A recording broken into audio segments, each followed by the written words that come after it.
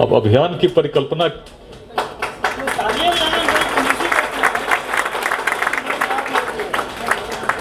अब बाकी विषयों से पहले अभियान की परिकल्पना मेरे मन में कैसे जगी, उस आप लोगों ने कुछ वीडियो भी देखा होगा। चंपा की भूमि, चंपा की भूमि का संदेश क्या है? चंपा की भूमि का यदि संदेश हमने आत्मसात कर लिया, भागलपुर को सर्वश्रेष्ठ नगर के रूप में लोग जानेंगे, बिहार को सर्वश्रेष्ठ राज्य के रूप में जानेंगे, तो सुनने में हो सकता है कुछ लोगों को लगता हो बड़ा असहज कि भाई ऐसा कैसे हो सकता है कि भागलपुर को हम स्थिति हम भी अवगत हैं, किस प्रकार के लोग हैं उससे भी अनभिज्ञ नहीं है। लेकिन जब डॉक्टर अजय बोल रहे थे और इस प्रकार से संबोधित कर रहे थे, तो मन में एक बार जिज्ञासा तो भी होती है, इच्छा भी होती है कि होना तो चाहिए, लेकिन एक संदेह, एक शंका मन में तुरंत जन्म लेती है कि भला ऐसा संभव कैसे होगा। लेकिन इसी शंका को जिस दिन हम मिटाकर प्रयास करने लगेंगे, निश्चित वह दिन दूर नहीं जब अपने लक्ष्य को हम प्राप्त कर सकेंगे। कारण क्या है? कारण है क्योंकि कभी पूर्व में ऐसा संभव था। इसी भूमि ने देखा है उस समय जब आज की भांति मार्ग नहीं थे, संचार के ऐसे माध्यम नहीं थे। आज इतने बड़े सभागार में हम लोग बात कर पा रहे हैं। कुछ समय के लिए बिजली चली गई तो उहापोह की स्थिति हो जाती है, लोगों में शांति नहीं रह जाती है। लेकिन उस प्राचीन काल में जब संचार के वैसे माध्यम नहीं थे, सूचना के तंत्र इतने विकसित नहीं थे, क्या प्रेरणा थी, क्या उद्यमिता थी जो सुदूर देशों से लोगों को शिक्षा के लिए, व्यवसाय के लिए विवश करती थी कि इस ओर आए। चंपा को यदि बौद्ध ग्रंथों को पढ़ेंगे तो विश्व का पहला नगर कहा गया। बौद्ध ग्रंथों की दृष्टि में यदि देखेंगे तो कुछ न कुछ बात तो रही होगी जिसने इसको नगर का रूप दिया हो, जिसके कारण विश्व का पहला नगर इसको कहा गया। और यदि उस पर चिंतन करते हैं कि क्या केवल बात लिखी गई थी, सत्य क्या था, तो सत्य में भी संदेह तब नहीं होता जब स्वयं भगवान बुद्ध को हम लोग कहते हुए पाते हैं। जब कुशीनगर में महापरिनिर्वाण की अवस्था में थे, उस समय अपने शिष्य आनंद से उन्होंने कहा कि देखो, इस पूरे जीवन रूपी यात्रा में अब महापरिनिर्वाण का समय आ गया, लेकिन काश कि ऐसा रहा होता कि ऐसे छोटे स्थान पर हम नहीं रहे होते, या तो कौशाम्बी में रहते, श्रावस्ती में रहते, काशी में रहते, राजगृह में रहते या चंपा में रहते। क्योंकि भगवान बुद्ध चंपापुर में आए थे, निश्चित ऐसा प्रभाव उनके मन पर इस नगर को देखकर पड़ा होगा कि अपने महापरिनिर्वाण के समय भी उन्हें चंपा का स्मरण आ रहा था। निश्चित ही हर क्षेत्रवासी के लिए यह गौरव का विषय तब हो जाता है जिसका वर्णन स्वयं भगवान बुद्ध ने तो किया ही किया। हर वियतनाम वासी ने ऐसी प्रेरणा ग्रहण की कि 1500 वर्षों तक यदि विश्व के किसी भी इतिहास की पुस्तक को आप उठा लेंगे तो दूसरी शताब्दी से लेकर 17वीं शताब्दी ईस्वी तक पूरा वियतनाम चंपा के नाम से ही जाना जाता था।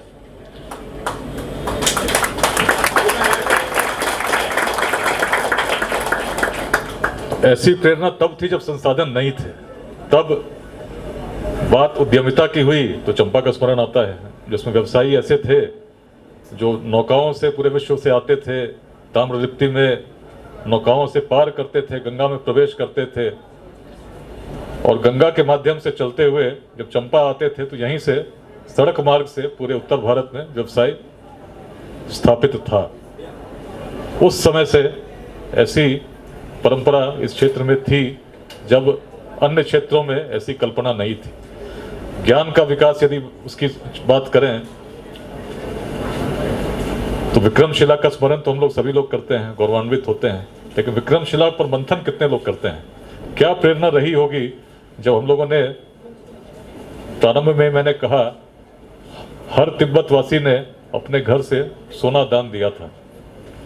कहानी बड़ी रोचक है। कितने लोग सुने हैं इस कहानी को?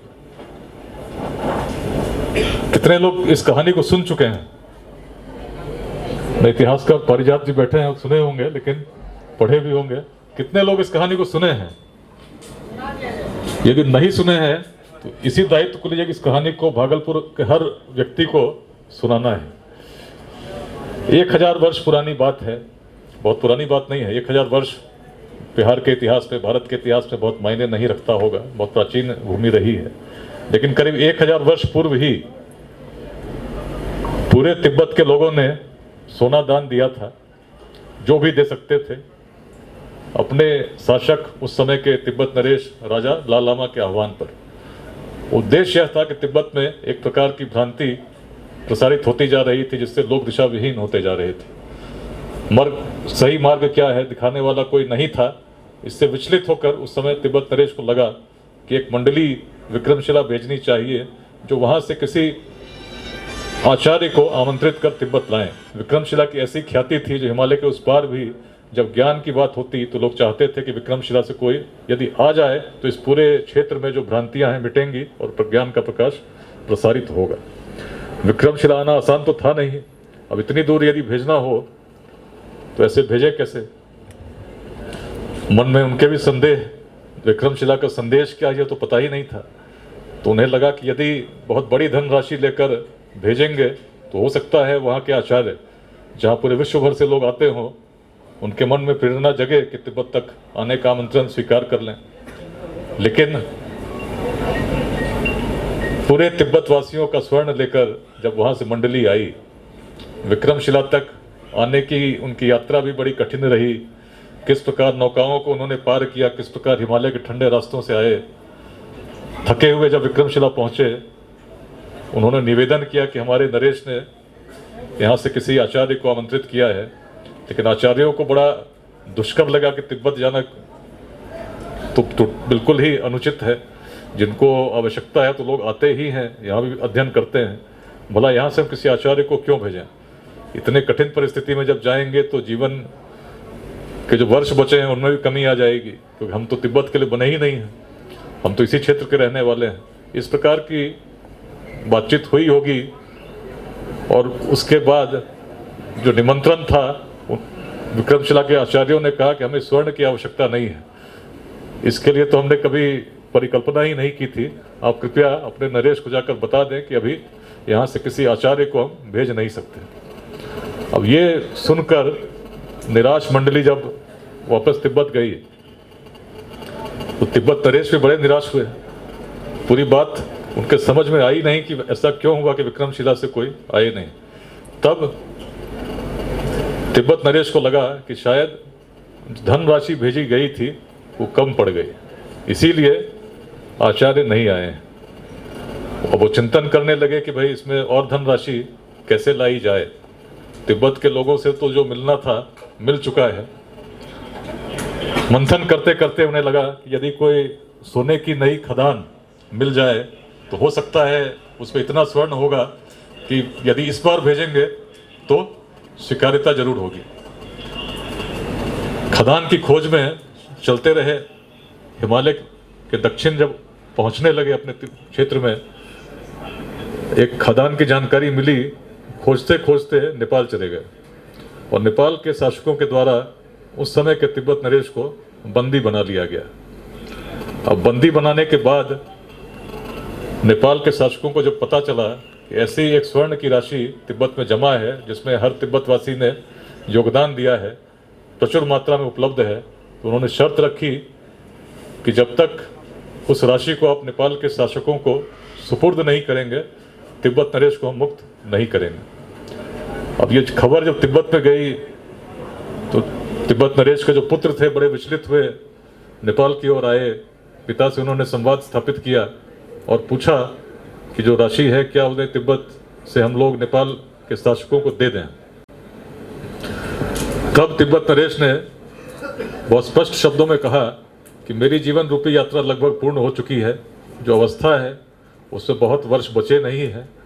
इतनी बड़ी राशि जिसका उद्देश्य ज्ञान था, उसको यदि तुम मेरे लिए व्यर्थ करोगे तो कहीं से भी सार्थक नहीं होगा। तब उन्होंने कहा कि उसी राशि को पुनः मंडली के साथ विक्रमशिला भेजो और वहाँ के आचार्यों को बताओ कि उनके अस्वीकार करने के कारण तिब्बत नरेश की भी क्या दुर्दशा हो गई है। मंडली फिर आई। तब उन लोगों ने जब आचार्यों को बताया कि आपके कारण तिब्बत नरेश भी बंदी बना लिए गए,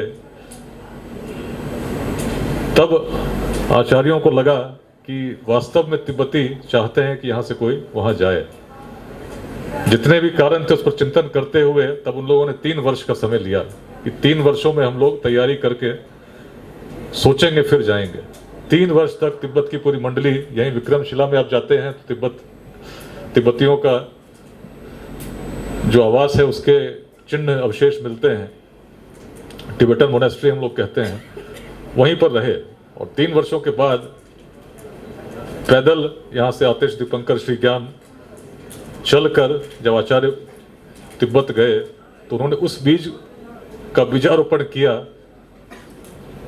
जिसकी यदि प्रतिमूर्ति कहें तो आज शायद विक्रमशिला के आसपास तो नहीं मिलती।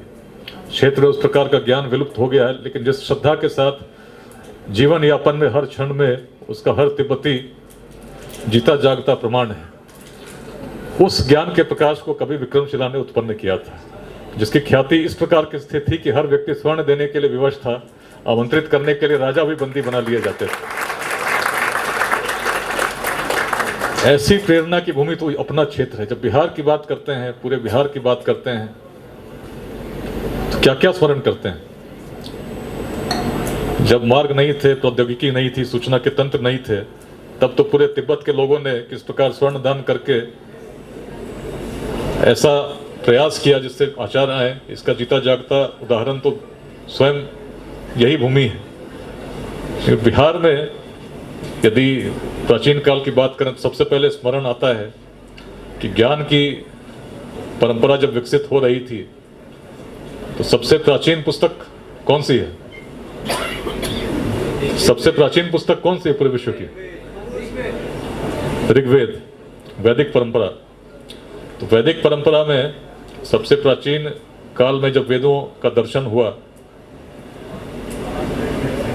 ऋचाओं की सृष्टि हुई, सृजन हुआ, उस समय यदि वेदों को भी पढ़ते हैं तो पाते हैं कि विलुप्त सरस्वती नदी के तट के किनारे ही ऐसा दर्शन संभव हो सका जिसका भौगोलिक क्षेत्र मुख्य रूप से आज का पश्चिमोत्तर भारत, पंजाब, राजस्थान, हरियाणा, पाकिस्तान, सुवस्तु घाटी के क्षेत्रों में मानी जाती है। लेकिन उस वैदिक परंपरा का जब अंत हुआ तो अंत कहाँ हुआ, जिसमें हम कहते हैं कि जो ज्ञान का भंडार था उसका भी उत्कर्ष यदि कहीं हुआ तो अपने ही बिहार में हुआ। उत्तर बिहार में मिथिला के वनों में हुआ, जिसमें जहाँ से कभी महर्षि अष्टावक्र भी गए, बहुत दूर के नहीं थे, कहलगांव के रहने वाले थे, और जाकर उन्होंने उस समय के सबसे बड़े विद्वान को भी चुनौती देने में एक पल भी सोचा नहीं।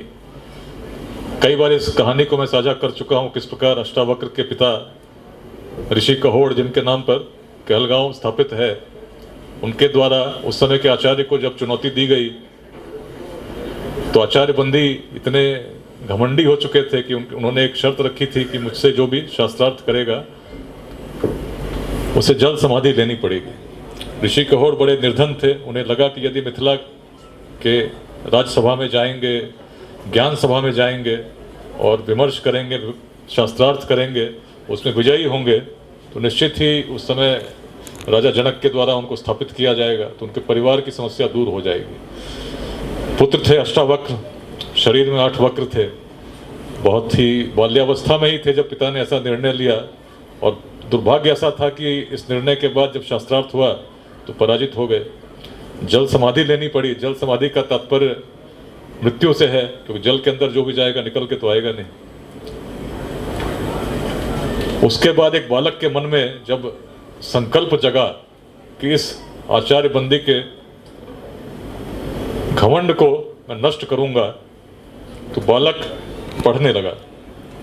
शरीर में 8 विकार थे, जहां भी जाता उपहास का पात्र बनता, लेकिन अपनी जिद के कारण, संकल्प के कारण उसने मार्ग नहीं छोड़ा और कुछ ही समय में इतनी विद्या उसने अर्जित कर ली कि उसमें वह साहस जागृत हो गया कि यहाँ से मिथिला के राज्यसभा तक पैदल अपने मित्र श्वेतकेतु के साथ चले गए। वहाँ भी जब पहुँचे तो सभी ने जब देखा, सैनिकों ने देखा, राज्यसभा में जितने व्यक्ति थे उन लोगों ने देखा, तो उन्हें भी लगा कि कैसा बालक भला हो सकता है जिसमें ऐसी भावना हो कि कहता हो कि विश्व के उस समय के सबसे बड़े विद्वान को मैं चुनौती देना चाहता हूं। बड़ा उपहास बना, दिखने में भी विचित्र थे, लेकिन परिणति यह हुई कि शास्त्रार्थ हुआ, अष्टावक्र विजयी हुए। लेकिन एक बालक जो इस क्षेत्र का था, उसके मन में ज्ञान का ऐसा विस्तार था कि प्रतिशोध की भावना नहीं थी। बंदी का घमंड नष्ट हो गया, इसी से संतुष्ट थे। चाहते तो बंदी को भी जल समाधि के लिए बाध्य कर सकते थे, लेकिन उन्होंने क्षमा कर दिया। जो बाल्यकाल में उनके बड़प्पन को देखता है, आज भी हम लोग अष्टावक्र की रचनाओं को पढ़ते हैं, अष्टावक्र गीता के रूप में जानते हैं, जो इसी क्षेत्र के थे। इस क्षेत्र में बिहार की जब हम उस प्रकार से बात करते हैं, तो जिस क्षेत्र ने प्राचीन काल में वेदांत का दर्शन देखा हो, जो सोच बिल्कुल भिन्न थी, विश्व के किसी भी कोने में यदि आप सोच को देखते हैं, उससे वेदांत का जो सोच था बड़ा ही भिन्न था। भेदभाव था ही नहीं। व्यक्ति तो व्यक्ति छोड़ दीजिए, किसी भी जीवात्मा में एक ही रूप देखना यदि कहीं संभव हो सका, सिद्ध हो सका, तो हमारे पूर्वजों की ही दृष्टि थी। आज जब हम लोग जातिवाद के नाम पर, संप्रदाय के नाम पर भिन्न भिन्न भागों में बंटकर आपस में संघर्ष करते हैं, तो स्मरण करना चाहिए उस वेदांत की भूमिका जिसने कभी ऐसा दर्शन भी दिया कि हर व्यक्ति में वही आत्मा है, और यह तक कहा कि तुम्हें परमेश्वर की पूरी शक्ति ऐसी है कि तुम कह सकते हो अहम ब्रह्मास्मि। और वेदांत की उस भूमि ने जब उस ज्ञान के उस रूप को उस काल में प्रकट किया होगा, यही तो कारण रहा कि बाद में कालांतर में अभिवृद्धि तो प्राकृतिक परंपरा है। जो भी चीज़ प्राचीन काल में बढ़ेगी ही, यदि सोच सकारात्मक हुई, बढ़ती गई, तभी नालंदा स्थापित हुई, विक्रमशिला स्थापित हुई। जहाँ ज्ञान होगा निश्चित है शौर्य में भी अभिवृद्धि होगी। लेकिन ज्ञान से क्या आता है? यदि व्यक्ति ज्ञानी हो जाए तो ज्ञान चक्षुओं को खोलती है और मानव जीवन में बेहतर किस प्रकार की उन्नति हो सकती है इसके लिए प्रेरित करती है। बिहार अपवाद की भूमि है। बिहार सकारात्मक प्रयास रहने के लिए सदैव तत्पर रहने वाले लोगों की भूमि रही है। यही कारण था कि जब पूरे विश्व में इस प्रकार की परंपरा बनी कि कोई व्यक्ति शासन तभी कर सकता है जब किसी विशेष वर्ग से हो। लगभग पूरे विश्व की यही कहानी थी। एक रूलिंग क्लास थी जिसमें कि जो शासक होता उसका पुत्र ही उत्तराधिकारी होगा, ऐसी परंपरा भी पूरे विश्व में मानी जाती थी। और जो शासक वर्ग था लगभग हर देश में अलग अलग नामों से, भारत में किसी जाति के नाम से, किसी वर्ण के नाम से चिन्हित था। और किसी भी स्थापित व्यवस्था को चुनौती देना आसान नहीं होता। हर व्यक्ति चाहता है कि स्थिति जैसी हो यथावत बनी रहे, लेकिन इस भूमि में ऐसी परिकल्पना तब भी जागृत होती थी कि स्थितियों में परिवर्तन होना चाहिए यदि वे सकारात्मक हो। इसी कारण से पूरे उत्तर बिहार में, जिस समय पूरे विश्व में कभी कल्पना नहीं थी कि शासक वर्ग के अतिरिक्त कोई व्यक्ति भी शासन कर सकता है, ये कल्पना न केवल जगी बल्कि साकार रूप में लोगों ने सिद्ध किया कि कोई व्यक्ति भी शासक बन सकता है और शासक का चयन भी किया जा सकता है, जन्म लेना आवश्यक नहीं। शासक के गुणों के कारण, उसके गुण क्या है इसके कारण हम मिलकर शासक का चयन कर सकते हैं। और ये भावना, इस भावना ने जब जन्म लिया तो उत्तर बिहार के उस क्षेत्र में जहाँ उत्तर में हिमालय, दक्षिण में गंगा, पूर्व में कौशिकी और पश्चिम में नारायणी गंडक थी, वज्जी महाजनपद के रूप में हमने पाया कि 7,707 गणराजा चुने जाते थे, जो प्रतिवर्ष वैशाली के संथागार में बैठकर अपने गणाधिपति का चयन करते थे।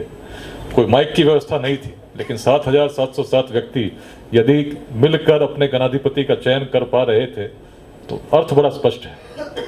सहयोग की भावना बड़ी प्रबल थी जो व्यक्ति को व्यक्ति से जोड़ती थी। बात को हमने मगध में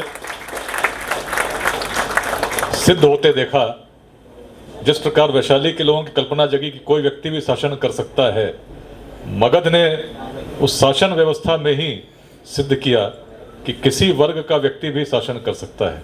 और यहाँ तक कि सबसे समाज का जो निम्न वर्ग है उसमें भी यदि क्षमता हो तो शासन उस काल में, जब ऐसी कल्पना कहीं थी ही नहीं, हर समय किसी उस समय के सभी महाजनपदों को देखें तो अपवाद कहाँ मिलता है? या तो वैशाली में मिलता है जहाँ कोई व्यक्ति शासन कर सकता है, उसे चुना जा सकता है, या मगध में मिलता है जहाँ नंद वंश का जब उदय होता है तो तभी हो सकता है जब सभी समाज के वर्गों ने उसे स्वीकृति दी होगी। और जब सक्षम व्यक्ति शासन करता है, जिसमें गुण हो, यदि वह शासक बन जाए तो वही होगा जो मगध का विस्तार होता चला गया।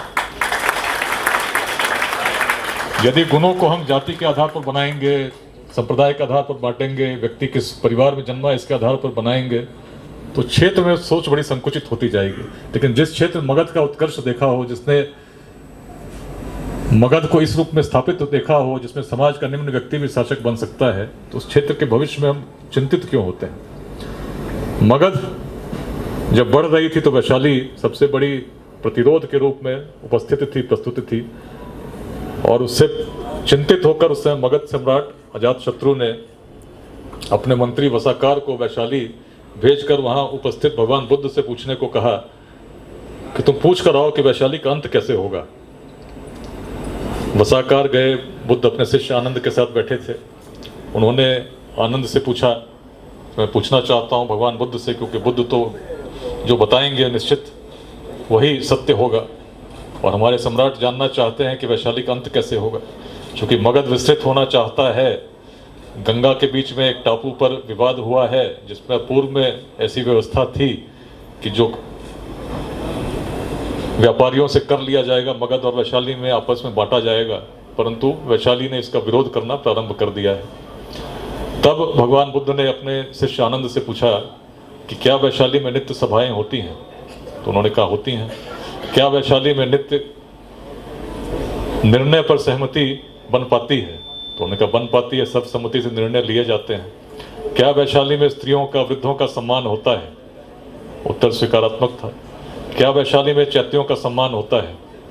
जितने भी प्रश्न पूछे गए तो भगवान बुद्ध को सभी उत्तर स्वीकारात्मक लगे। तब उन्होंने कहा वैशाली की अभिवृद्धि ही होगी, पतन कभी नहीं होगा। इस बात को लेकर वसाकार बड़े निराश हुए। उन्हें लगा कि भाई अब तो वैशाली अगर स्थापित ही रही तो फिर मगध का विस्तार कैसे हो। अजातशत्रु के पास गए, उन्होंने जब बात बताई तो अजातशत्रु की दृष्टि अलग थी। उन्होंने कहा बुद्ध की बातों को ध्यान से सुनो। उन्होंने कहा है जब तक वैशाली में आपस में सहयोग की भावना रहेगी, लोग सहमति पर निर्णय लेते रहेंगे, मिलकर रहेंगे, निश्चित वैशाली का पतन नहीं होगा। लेकिन वैशाली में यदि हमने फूट डाल दी, ऐसी फूट डाल दी जिसमें लोग आपस में संघर्ष में उलझ जाएं, किसी विषय पर सर्वसम्मति से निर्णय नहीं ले पाए, तो फिर भगवान बुद्ध की बात कहाँ सिद्ध होगी? वहीं वैशाली का पतन प्रारंभ हो जाएगा। अपने मंत्री वसाकार को, अमात्य को उन्होंने निष्कासित किया और कहा तुम वैशाली में मेरे दूत के रूप में जाओ, तुम बताओ कि मगध सम्राट ने मुझे निष्कासित किया है क्योंकि राज्यसभा में मैंने जाकर बताया कि वैशाली की अभिवृद्धि ही होगी।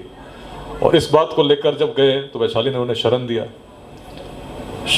उस रूप में वैशाली में स्थापित होते गए और वैशाली के हर प्रमुख व्यक्ति के साथ मिलकर जब विमर्श करते, उससे बातें करते, वार्ता करते, तो उन्होंने उस बीज का रोपण प्रारंभ कर दिया जिससे संघर्ष उत्पन्न होने लगा। और स्थिति ऐसी बनी कि जिस अभिषेक पुष्करणी पर सभी गणराजा स्नान किया करते थे, वहां पर भी स्नान पर ऐसा विवाद उत्पन्न हो गया कि सहमति नहीं बन पा रही थी। मगध को समय उपयुक्त लगा क्योंकि जिस समाज में दृष्टि बड़ी थी लेकिन आपस में लोग संघर्षरत थे, तो निश्चित था कि अब युद्ध भी होगा तो वैशाली में सहयोग नहीं होगा, आपस में कहीं ना कहीं फूट पड़ जाएगी। उस फूट का जब लाभ उठाने का प्रयास मगध ने किया तो ऐसी प्राचीन वैशाली जो ऐसे महान दर्शन पर स्थापित थी, जो बुद्ध की भी प्रिय थी, नष्ट हो गई। उसके बाद वैशाली के किसी शासन व्यवस्था के प्रमाण नहीं मिलते। विश्व का पहला गणतंत्र यदि नष्ट हुआ तो इसीलिए हुआ क्योंकि लोगों में सहयोग की भावना समाप्त हो गई थी। मगध का विस्तार हुआ, मगध में सामर्थ्य जागृत हुआ, चूंकि शासक सक्षम थे। लेकिन शासकों के मन में भी जब सक्षमता हो, दृष्टि संकुचित हो जाए, तो लगभग वही स्थिति थी जब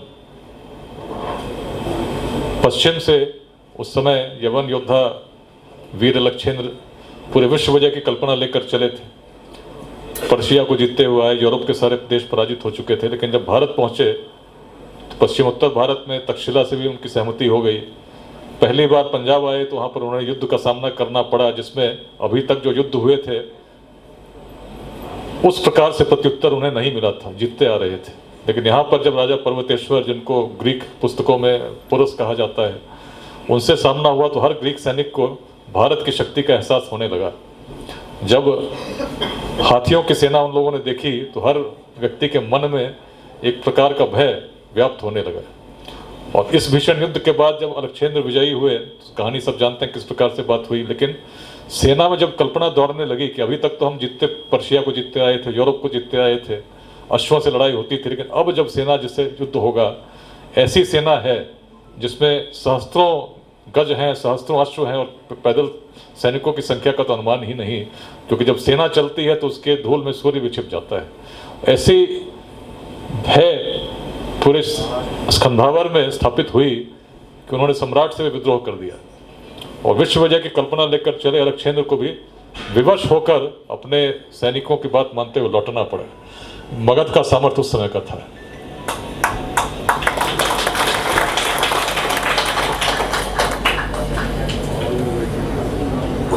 और जब उस समय आचार्य चाणक्य भी चले, उन्हें लगा कि अभी तो चलो लौट गए, लेकिन भविष्य में फिर कोई आक्रांता आएगा और खंड खंड में हम बटे रहेंगे, आपस में सहयोग नहीं करेंगे, तो भारत तो कभी भी फिर पदाक्रांत हो जाएगा, पराधीन हो जाएगा।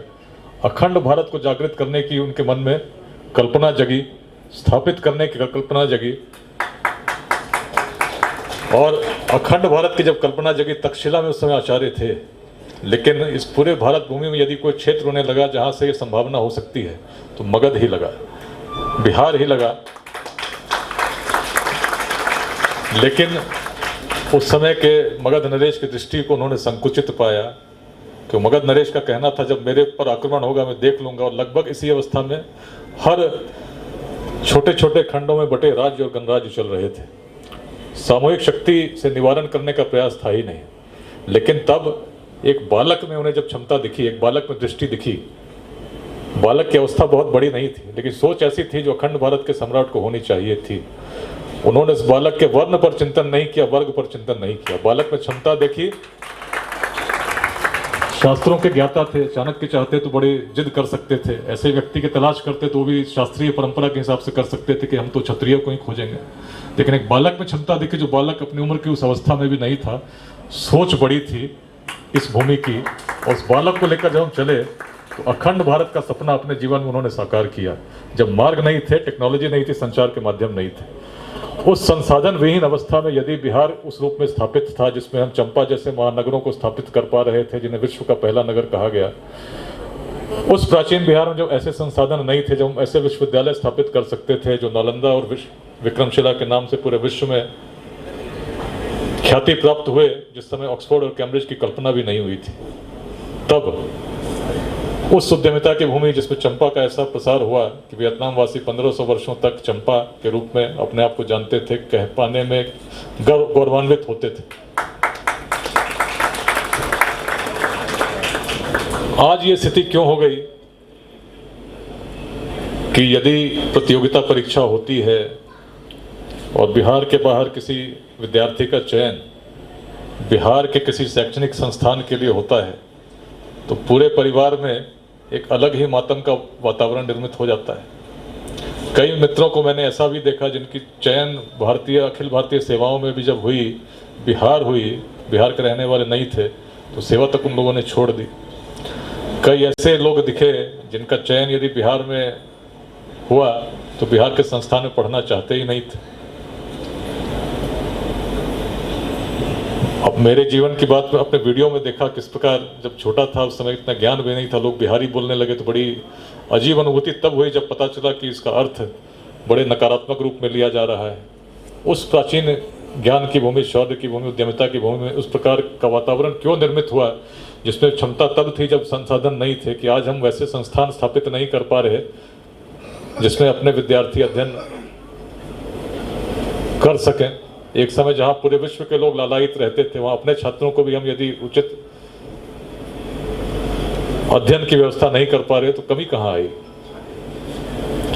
जिस क्षेत्र में व्यापार करने के लिए पूरे व्यापारी पूरे विश्व से प्रेरित होते थे, जहाँ के श्रेष्ठियों में ऐसी क्षमता थी, सामर्थ्य था कि उदाहरण मिलते हैं जिन भूमि पर भगवान बुद्ध के शिविर लगे, उस पूरी भूमि के एक एक कण को उन्होंने स्वर्ण के सिक्कों से नापा और उस राशि को उस समय के शासक को दिया।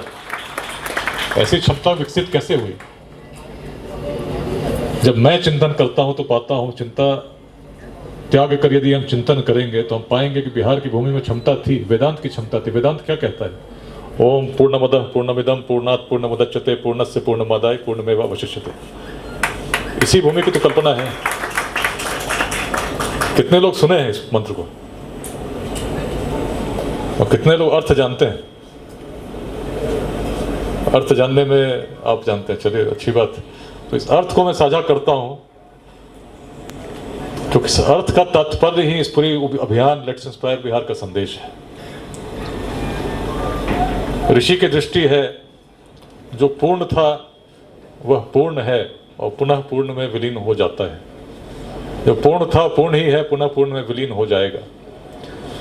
यदि किसी व्यक्ति के गुणों की हम चर्चा करें, उसको परिभाषित करने का प्रयास करें, तो क्या किसी व्यक्ति में हम पूर्णता अनुभव करते हैं? क्या किसी व्यक्ति के विषय में हम कहते हैं कि व्यक्ति पूर्ण है? ऐसे लोग दिखे जिनका चयन यदि बिहार में हुआ तो बिहार के संस्थान में पढ़ना चाहते ही नहीं थे। अब मेरे जीवन की बात में अपने वीडियो में देखा किस प्रकार जब छोटा था, उस समय इतना ज्ञान भी नहीं था, लोग बिहारी बोलने लगे तो बड़ी अजीब अनुभूति तब हुई जब पता चला कि इसका अर्थ बड़े नकारात्मक रूप में लिया जा रहा है। उस प्राचीन ज्ञान की भूमि, शौर्य की भूमि, उद्यमिता की भूमि में उस प्रकार का वातावरण क्यों निर्मित हुआ जिसमें क्षमता तब थी जब संसाधन नहीं थे, कि आज हम वैसे संस्थान स्थापित नहीं कर पा रहे जिसमें अपने विद्यार्थी अध्ययन कर सकें। एक समय जहां पूरे विश्व के लोग लालायित रहते थे, वहां अपने छात्रों को भी हम यदि उचित अध्ययन की व्यवस्था नहीं कर पा रहे तो कमी कहां आई। जिस क्षेत्र में व्यापार करने के लिए पूरे व्यापारी पूरे विश्व से प्रेरित होते थे, जहाँ के श्रेष्ठियों में ऐसी क्षमता थी, सामर्थ्य था कि उदाहरण मिलते हैं जिन भूमि पर भगवान बुद्ध के शिविर लगे, उस पूरी भूमि के एक एक कण को उन्होंने स्वर्ण के सिक्कों से नापा और उस राशि को उस समय के शासक को दिया। ऐसी क्षमता विकसित कैसे हुई? जब मैं चिंतन करता हूं तो पाता हूं, चिंता त्याग कर यदि हम चिंतन करेंगे तो हम पाएंगे कि बिहार की भूमि में क्षमता थी, वेदांत की क्षमता थी। वेदांत क्या कहता है? ओम पूर्णमदः पूर्णमिदं पूर्णात् पूर्णमुदच्यते पूर्णस्य पूर्णमादाय पूर्णमेवावशिष्यते। इसी भूमि की तो कल्पना है। कितने लोग सुने हैं इस मंत्र को और कितने लोग अर्थ जानते हैं? अर्थ जानने में आप जानते हैं, चलिए अच्छी बात। तो इस अर्थ को मैं साझा करता हूं क्योंकि इस अर्थ का तात्पर्य ही इस पूरी अभियान लेट्स इंस्पायर बिहार का संदेश है। ऋषि की दृष्टि है, जो पूर्ण था वह पूर्ण है और पुनः पूर्ण में विलीन हो जाता है। जो पूर्ण था पूर्ण ही है, पुनः पूर्ण में विलीन हो जाएगा। यदि किसी व्यक्ति के गुणों की हम चर्चा करें, उसको परिभाषित करने का प्रयास करें, तो क्या किसी व्यक्ति में हम पूर्णता अनुभव करते हैं? क्या किसी व्यक्ति के विषय में हम कहते हैं कि व्यक्ति पूर्ण है? पूर्ण कौन है? पूर्ण कौन है? पूर्ण का अर्थ क्या है, मतलब क्या है? अरे पूर्ण का मतलब क्या है? कंप्लीट, सभी क्षेत्रों में योग्य हो। तो ऐसा कौन व्यक्ति है या कौन हो सकता है जो पूर्ण हो?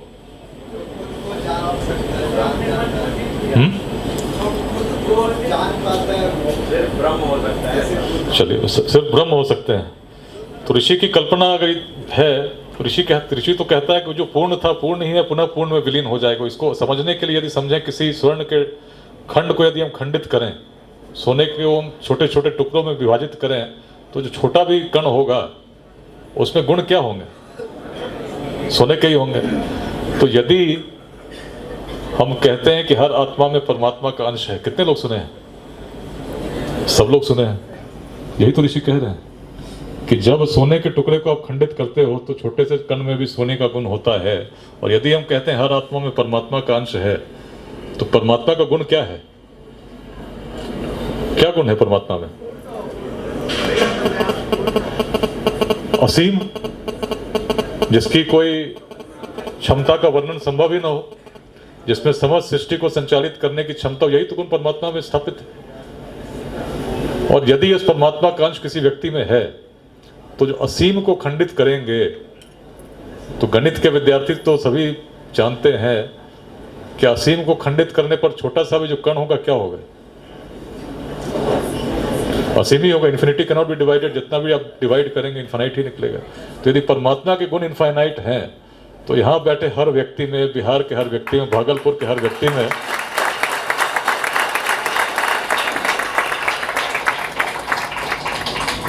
जो गुण है, जो क्षमता है, असीम है। तभी तो स्वामी विवेकानंद ने कहा कि यदि तुम स्वयं को कमजोर समझते हो, दुर्बल समझते हो, तो सबसे बड़ा महापाप। जिस व्यक्ति में पूरे सृष्टि को संचालित करने की क्षमता हो, यदि वह कहता है कि कोई लक्ष्य असाध्य है, तो उसने अपने आंखों पर पट्टियां बांध रखी हैं। यदि हम किसी परिस्थिति को देखकर विचलित होते हैं, चिंतित होते हैं और सोचते हैं कि इसमें परिवर्तन नहीं हो सकता, तो हमारे मन की सीमा मात्र है उसको, जिसको लांघने की आवश्यकता है। जिस क्षेत्र में कभी पूर्वज विक्रमशिला को स्थापित कर सके थे, चंपा जैसे महानगर को स्थापित कर सके थे, यदि उसके भविष्य के लिए हम चिंतित होते हैं, तो कहीं न कहीं सीमा को लांघना होगा। जिस रूप में डॉक्टर अजय ने कहा, निश्चित हमें क्षमता है कि पुनः भागलपुर को सर्वश्रेष्ठ नगर के रूप में हम विकसित कर सकते हैं और ऐसे विश्वविद्यालय भी स्थापित कर सकते हैं जहाँ विश्व भर से लोग आए। हम ही तो थे। किनके पूर्वज थे जो कर सकते थे जब संसाधन नहीं थे? आज तो संसाधन ऐसे हैं, तब माइक नहीं था, माइक से बात कर पा रहे हैं, लोग फेसबुक लाइव कर रहे हैं, लाखों लोग देखते हैं। जो बात प्रसारित होती है, मन की बात जब मन से निकलती है, निश्चित मन को छूती है। तभी अंशु जी प्रेरित हुए, उन्होंने कहा कि जब आपके आह्वान को हम लोगों ने सुना, विचार क्या है जिसमें ऐसी क्षमता हो, यदि क्षमता को सही दिशा में ना लगाएं, ऊर्जा को हम आपस में संघर्ष में लगा दें, तो ऊर्जा तो व्यर्थ हो जाएगी। एक साधारण रथ को भी 4 पशु मिलकर खींचें और चारों पशु में समन्वय नहीं हो, कोई आगे जाना चाहे, कोई पीछे जाना चाहे, कोई बाएं जाना चाहे, कोई दाहिने जाना चाहे, तो रथ की क्या गति होगी? रथ चलेगा क्या? और समाज में यदि आपस में हम संघर्ष करेंगे, जाति के नाम पर, संप्रदाय के नाम पर, लिंग भेद के नाम पर, तो समाज में कहाँ अभिवृद्धि होगी? और बिहार में लोगों को साथ लेकर चलने की क्षमता यदि नहीं होती, तो भला कहाँ संभव होता? अखंड भारत का साम्राज्य तो कहीं बन सकता था, लेकिन बिहार से ही क्यों बना? जोड़ने की हमें क्षमता थी, ऐसी स्वीकार्यता थी, ऐसी दृष्टि थी जो हर सक्षम व्यक्ति को शासक के रूप में देख सकता था। आज भी अफगानिस्तान जाएंगे तो उनकी भाषा में हम बहुत स्पष्ट बात नहीं कर पाएंगे, लेकिन तब जब बिहार से कोई जाता था तो एक प्रवर्तक के रूप में उसका सम्मान निश्चित किया जाता था, एक शासक के रूप में किया जाता था, कोई क्षमता थी, दृष्टि थी। तभी तो अफगानिस्तान के पार तक हम जोड़ पाए, दक्षिण में सागर तक जोड़ पाए, हिमालय के उत्तर तक जोड़ पाए, पूर्व में पूर्वोत्तर से भी अधिक बृहद क्षेत्र को हम अपने भारत के अखंड सीमा में सम्मिलित कर पाए थे। उसी दृष्टि को विकसित करना होगा। यदि बिहार को हम बदलते देखना चाहते हैं तो पूर्वजों का स्मरण करना होगा और सोचना होगा, चिंता छोड़कर चिंतन करना होगा कि ऐसी अवस्था क्यों हुई। और जब देखते हैं बड़ा स्पष्ट दिखता है कि संघर्ष में हम व्याप्त होते चले गए। जिस भूमि में सहयोग की क्षमता थी, जो वैशाली में थी, मगध में थी, जोड़ने की क्षमता थी, उसको हमने तोड़ने में लगा दिया। आज किसी भी व्यवस्था को देखते हैं, चाहे राजनीति हो, चाहे शैक्षणिक संस्थान हो, हर व्यक्ति दूसरे व्यक्ति से भेद कर रहा है। जब चीजें गतिमान होती हैं तो चलती जाती हैं, परंपरा जब बढ़ती है तो वेदांत से विश्वविद्यालय स्थापित हो जाता है, लेकिन परंपरा जब रुकती है तो जल की धारा, जैसे नदी की धारा बहती रहे, शुद्ध रहती है, लेकिन धारा को यदि आप रोक दें, नदी की धारा को यदि रोक दें, धारा शिथिल पड़ जाए तो क्या होता है? प्रदूषण होता है। जिसमें शुद्धता थी, शुद्धता रहती ही नहीं। लेकिन यदि समाज की अवस्था का चिंतन करें, जो समाज आगे बढ़ रहा हो, सहयोग की भावना पर बढ़ रहा हो, उसमें संघर्ष उत्पन्न कर दें तो क्या होगा? जिस प्रकार रथ की गति आगे नहीं बढ़ती, उसी प्रकार समाज भी आगे नहीं बढ़ता, पतन की ओर उन्मुख होता है, प्रदूषण उसमें व्याप्त होता जाता है। तो युवा संवाद का लक्ष्य क्या है? हर युवा को बताना बिहार के हर क्षेत्र में, हर गांव में कि तुम क्या थे और थे तो क्यों थे। गौरव हम कर सकते हैं, हम कह सकते हैं हम विश्वविद्यालय स्थापित करने वाले थे, हमारे यहाँ नालंदा थी, विक्रमशिला थी, हमारे यहाँ भगवान बुद्ध हुए, महावीर हुए, अच्छी बात है, प्रेरित हो सकते हैं। लेकिन यदि चिंतन करके उन चीज़ों को हमने नहीं किया जिसके कारण वैसा हुआ,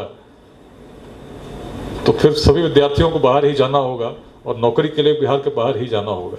उद्यमिता की भावना जो कभी चंपा में स्थापित थी, जो पूरे विश्व से व्यापार केंद्र के रूप में लोगों को आमंत्रित करती थी, उसको यदि हम जागृत नहीं कर पाएंगे तो निश्चित वही दृश्य दिखेंगे जो लॉकडाउन के समय पूरे बिहार से जब मजदूर बिहार की ओर आ रहे थे, हर व्यक्ति को द्रवित कर रहे थे। परिवर्तन असंभव नहीं है। लगभग यही स्थिति कोरिया की थी 1953 में। युद्ध के बाद कोरिया की आर्थिक स्थिति बड़ी विकट थी, लेकिन आज कोरिया उस स्थिति में है कि भारत के अनेक क्षेत्रों को दान देने की क्षमता रखता है। परिवर्तन कैसे संभव हुआ? ये कोरिया की कहानी को पढ़ेंगे, देखेंगे तो आप पाएंगे कोरिया में भी हर व्यक्ति में निस्वार्थ बलिदान देने की क्षमता थी, और इतनी थी कि अपने घरों तक को उन्होंने दान कर दिया। क्यों किया? ताकि नगर का विकास हो। आज कोरिया में एक गांव म्यूजियम के रूप में स्थापित है। पूरे कोरिया में गांव नहीं मिलते। लोगों ने सरकार के आह्वान पर अपने घर तक दे दिए कि क्षेत्र हमारा तभी विकसित होगा जब बड़े पार्क होंगे, बड़े अपार्टमेंट होंगे। अपार्टमेंट बनाए गए, लोग उसमें शिफ्ट हुए, घर नष्ट हो गए। ऐसा त्याग उन लोगों ने किया और कोरिया की स्थिति ऐसी बनी, उद्यमिता की ऐसी भावना बनी। छोटी छोटी कंपनीज जो स्थापित होती गई, आज मल्टीनेशनल कंपनीज के रूप में हम सैमसंग के रूप में, जीई के रूप में जानते हैं। अलग अलग क्षेत्रों में यदि हम देखते हैं इस प्रकार का विकास एक छोटे से खंड में, जिसमें जब मैं कोरिया गया था तो एक तो बिहार का था, निश्चित हर कोरियावासी के मन में सम्मान था। लेकिन जब बात हुई तो उन्होंने बताया कि भाई पूरे कोरिया की जनसंख्या कितनी है, तो भाई इतनी है, 5 करोड़ या 3 करोड़ तो सियोल में रहते हैं। मैंने उन्हें कहा भाई 3 करोड़ आपके सियोल में रहते हैं, हमारे यहाँ 3 करोड़ एक दिन प्रयागराज में संगम में डुबकी लगाते हैं। लेकिन उस क्षमता का उपयोग जब कोरियावासी करने लगे, देखिए आज आर्थिक स्थिति क्या हो गई। ऊर्जा जब सही दिशा में लगी, बस कोरिया उस सक्षमता को प्राप्त कर सके, बड़ी कंपनियां स्थापित हैं। जहाँ ऐसा भीषण काल की स्थिति थी कि पूरे भारत से भी उस समय मेडिकल टीम भेजी मदद करने के लिए। आज कोरिया मदद करने की क्षमता रखता है। परिवर्तन संभव है, ये तो मैंने अपने जीवन काल में एक एसपी के रूप में तब देखा जब मेरी पोस्टिंग बगहा हुई। बगहा पोस्टिंग मेरी हुई थी 2006 में। उस समय विकट स्थिति थी, वर्षों से अपहरण की परंपरा थी। और उस समय पटना सिटी एसपी जैसा उन्होंने बताया पहले था, तो जब किडनैपिंग्स होती थी तो लोग पैसे फोन पर मांगा करते थे। एक किसी बच्चे की, किसी डॉक्टर की किडनैपिंग हुई, पूरा शहर स्तब्ध सा हो जाता था, कैंडल लाइट मार्चेस निकलते थे, बड़े बड़े आंदोलन होते थे, और एक एसपी के रूप में नींद तो नहीं आती थी। 7-7 दिनों तक जब तक व्यक्ति मिल ना जाए चैन नहीं मिलता था।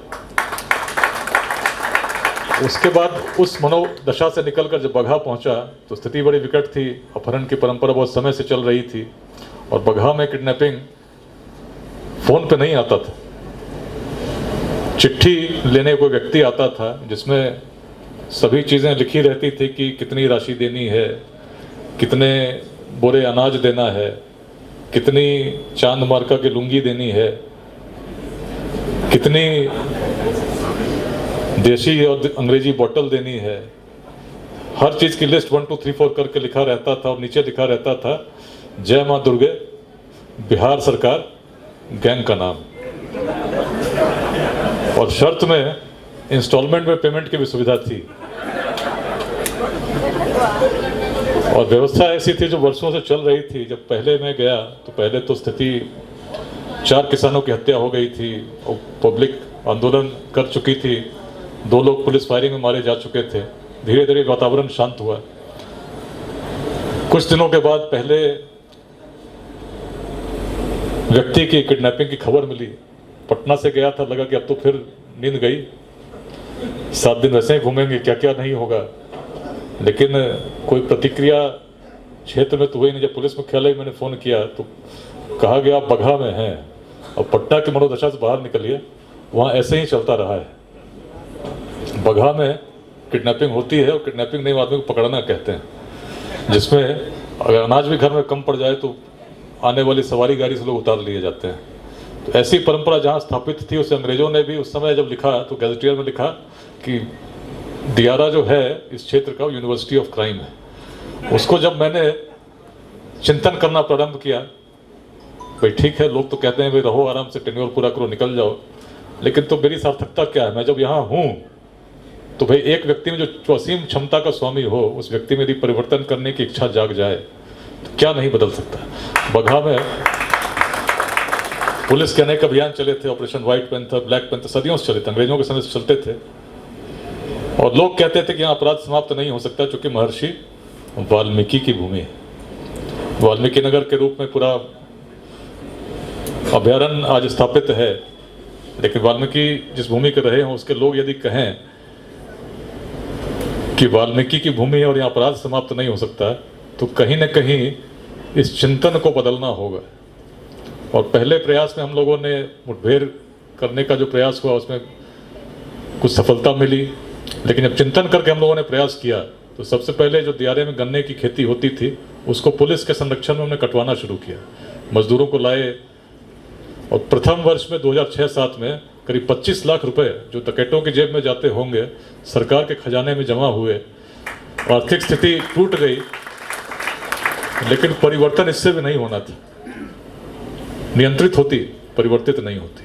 परिवर्तन तब हुआ जब हम लोगों ने आह्वान किया, चिंतन को बदलने का प्रयास किया।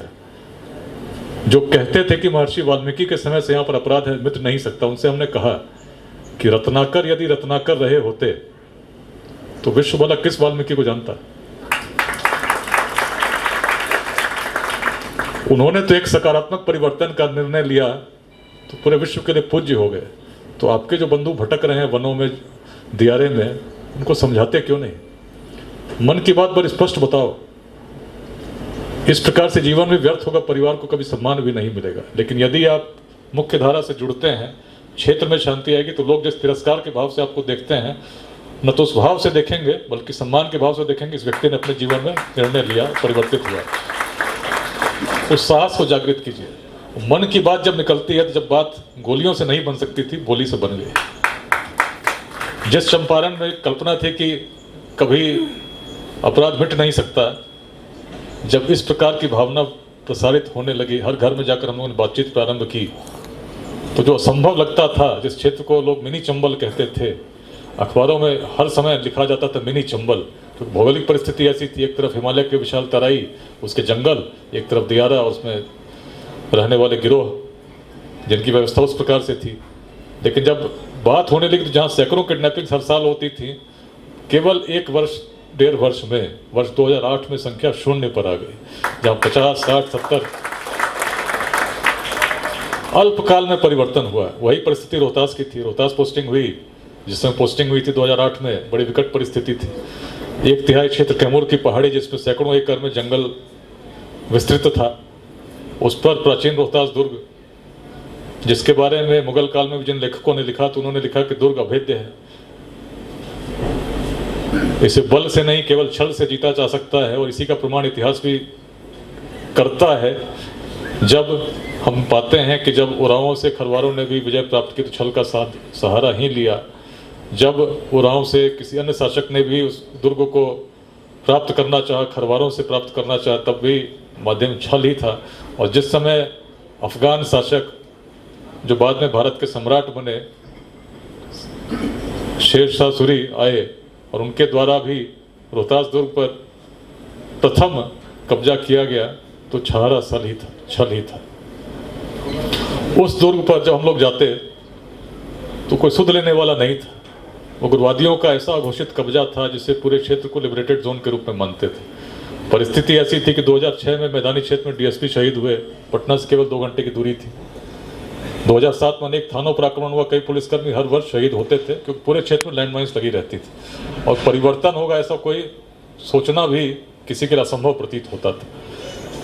मैं भी गया तो एक सोली गांव में 3 सितंबर 2008 को सुबह 5 बजे सैकड़ों गोलियां चली, 6 फीट से चली। आज उपस्थित हूँ क्योंकि ईश्वर के मन में इच्छा थी कि आगे भी यात्रा चलनी चाहिए, लेकिन संकल्प बड़ा सुदृढ़ था कि जीवन में परिवर्तन तो करना है। जहाँ स्थापित हूँ भागलपुर डीआईजी में भी था तो लोग कहते थे डीआईजी का तो कोई काम ही नहीं है, सम्मान का पद है। लेकिन व्यक्ति की सार्थकता तब होती है जब व्यक्ति स्वयं जानता है कि उसे करना क्या है। और रोहतास में जब परिवर्तन का संकल्प मैंने लिया तो पहले ऑपरेशन विध्वंस चला, बड़ी संख्या में हम लोग पहाड़ी पर जाते, देखते ही ग्रामीण जनता भाग जाती थी। लेकिन जब उनसे बातचीत करने का हम लोगों ने प्रयास किया, समझना चाहा, तो पाया कि हर व्यक्ति अपनी विरासत पर बड़ा गौरवान्वित है। खरवार कहते हैं कि हम राजा हरिश्चंद्र के वंशज हैं, किला हमारा उस समय स्थापित था जब संसाधन नहीं थे, और इस रूप में स्थापित हुआ कि पूरे पूर्वी भारत की राजधानी बनी, जिसमें आज का बिहार, बंगाल, बांग्लादेश और उड़ीसा सम्मिलित थे। जब राजा मान सिंह हुआ करते थे, उनकी राजधानी के रूप में स्थापित थी। उससे पहले आप जाए तो हम तो राजा हरिश्चंद्र का स्मरण करते हैं, उनके पुत्र रोहिताश के नाम पर स्थापित थी। और कहते कि जब वैसे हमारे यशस्वी पूर्वज थे तो उस क्षेत्र में हम सरकार को रहने ही नहीं देंगे। ये बात किसकी थी? उग्रवादियों की थी। अब उग्रवादियों से यदि चुनौती लेनी हो तो उनको उनकी भाषा में यदि हम जवाब देते तो बात बनती नहीं। चिंतन को हमने बदला है। जिस क्षेत्र में हर व्यक्ति गौरवान्वित हो रहा था कि हमारे पूर्वज ऐसे थे, उसी बात को कहते हुए हमने भी कहा, हम तो स्वीकार करते हैं, आपके पूर्वजों में इतनी क्षमता थी कि रोहतास दुर्ग को स्थापित कर सकते थे, जिसमें मुगल काल में भी सभी फरिश्ता जैसे लेखकों ने लिखा कि दुर्ग अभेद्य है। तो क्षमता तो आप में भी होनी चाहिए, लेकिन क्षमता का प्रयोग आप कहाँ कर रहे हैं? जिस क्षेत्र में कभी इतने विशाल क्षेत्र को नेतृत्व करने की क्षमता थी, उसका उपयोग यदि हम अपनी ऊर्जा को संघर्ष में लगाएंगे, समाज के अन्य तत्वों से संघर्ष करेंगे, पुलिस से संघर्ष करेंगे, तो क्षेत्र का विकास वाला कैसे होगा? जो धारा रुक जाएगी तो वृद्धि कहाँ होगी? प्रदूषण होगा। और बात जब मन से निकलती है तो उन आदिवासियों के मन में भी, जिनसे बात करना भी आसान नहीं था, स्थापित होती है। और नहीं होती तो ऐसा संभव नहीं होता कि जिस क्षेत्र में उग्रवादी हर घर में आराम से रहते थे, जब गोलियां चल रही तो हर घर में भी उग्रवादी सोए हुए थे, उसी क्षेत्र के उन आदिवासियों ने उनको विवश कर दिया और आत्मसमर्पण के लिए पुलिस के ही लुटे हुए शस्त्रों के साथ, AK-47 के साथ, SLR के साथ बृहद चिंतन था, जो न केवल पुरुष में था, बिहार के उस महिला में भी स्थापित थी। आगे बढ़ना होगा। जहां प्राचीन काल में ऐसी परंपरागत संसाधनों के अभाव में रही हो, उसमें यदि आधुनिक काल में हम चिंतन नहीं करेंगे, चिंतित हो जाएंगे, तो कहां बढ़ेंगे? संदेश बड़ा स्पष्ट है, मिलकर चलना होगा। इसीलिए मिलकर प्रेरित करें बिहार। और देखिए, प्रेरणा जब विस्तृत हो रही है तो कैसे संस्थान बन रहे हैं। लेकिन संस्थान बनाना उद्देश्य नहीं है। यह संस्थान में केवल प्रतियोगिता परीक्षाओं की तैयारी करके विद्यार्थी बनेंगे, उससे बिहार का विकास हो, ऐसा भी संभव नहीं है। यदि कोई मुख्य भावना है जो बिहार को विकसित कर सकती है तो चंपा की भावना है, उद्यमिता की ऐसी भावना है जो हर घर में होनी चाहिए। कितना पढ़ के भी यदि हम यही सोचेंगे कि सरकारी नौकरी लेंगे, तो कोई सरकार कभी भी आ जाए, संभव नहीं है कि हर व्यक्ति को रोजगार दे सके। लेकिन यदि उस भाव को हमने विकसित कर दिया, जो कभी प्राचीन चंपा में स्थापित थी, पाटलिपुत्र में स्थापित थी, जिसको विश्व का सर्वप्रमुख नगर और व्यवसाय केंद्र के रूप में प्रतिष्ठा प्राप्त थी, उस यदि हम चाणक्य के अर्थशास्त्र को पढ़ें तो कितने प्रकार के व्यवसाय होते हुए पाते हैं, कितने व्यवसाय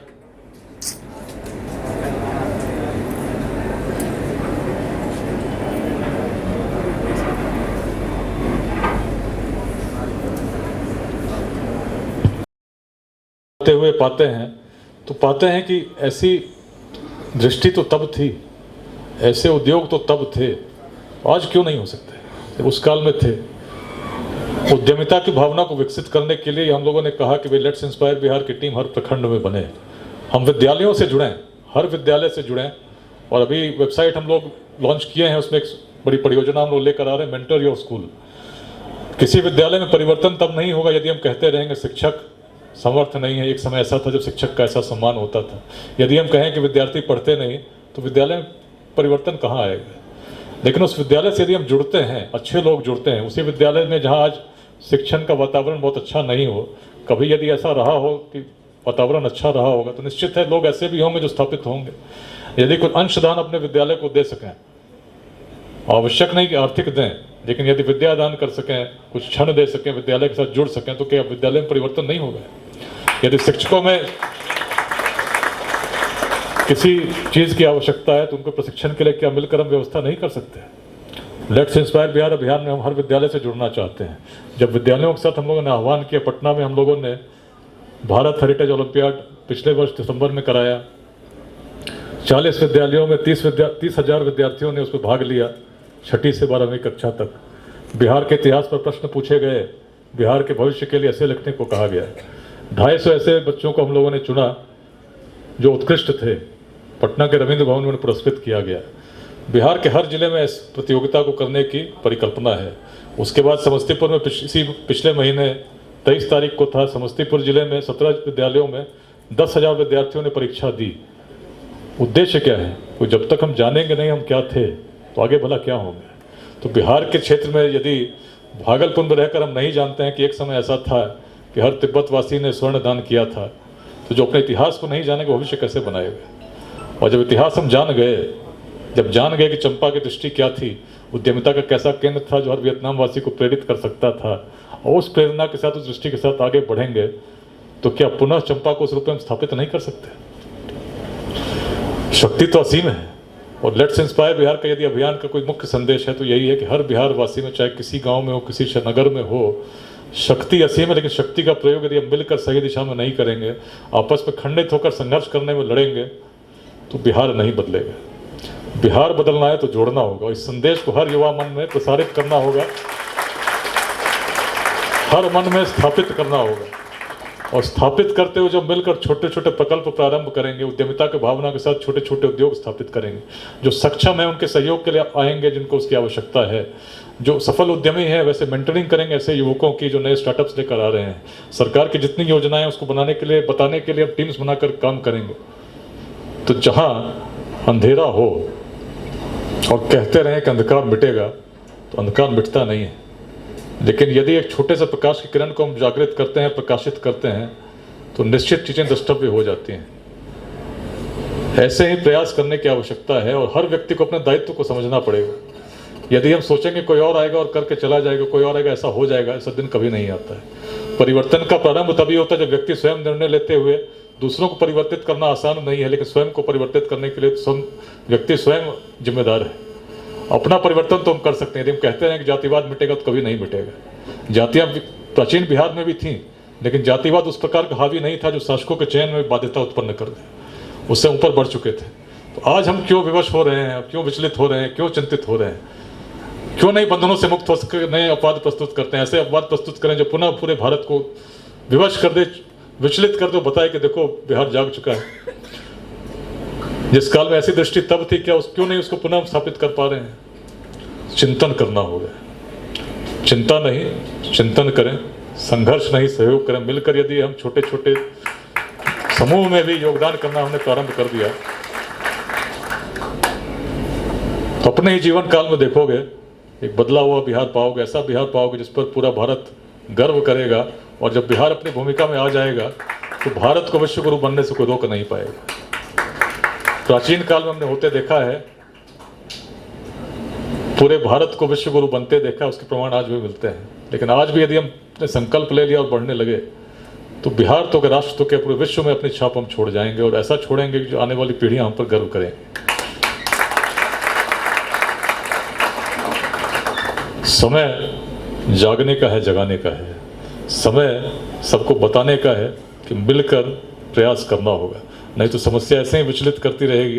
पढ़ने के लिए भी बाहर जाना होगा, रोजगार के लिए भी बाहर जाना होगा। यदि यहाँ परिवर्तन करना, सबसे पहले उस भेद को मिटाना होगा जो व्यक्ति को व्यक्ति से तोड़ती है। जोड़कर जब आगे बढ़ेंगे, निश्चित हम वो कर पाएंगे जिसको हमारे पूर्वज तब कर सके थे जब संसाधन नहीं थे। तो आइए मिलते हैं, मिलकर बिहार को प्रेरित करते हैं। मैं चाहूँगा जो बातें इस सभागार में हुई,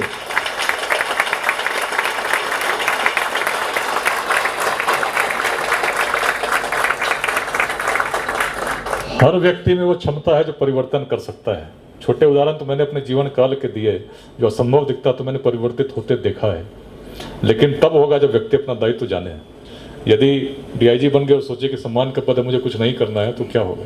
तो उसमें भी उसने प्रयास करना प्रारंभ कर दिया, तो जो चीज़ें कभी नहीं होती, नए अपवाद प्रस्तुत हो जाते हैं।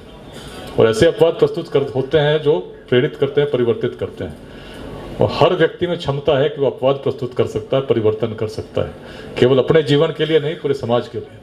यही बात कभी स्वामी विवेकानंद ने भी कही थी कि यदि 10 व्यक्ति भी ऐसे मिल गए जिनके मन में पूरे निस्वार्थ योगदान की क्षमता हो, राष्ट्र के प्रति चिंतन हो, तो राष्ट्र को बदलने में समय नहीं लगेगा।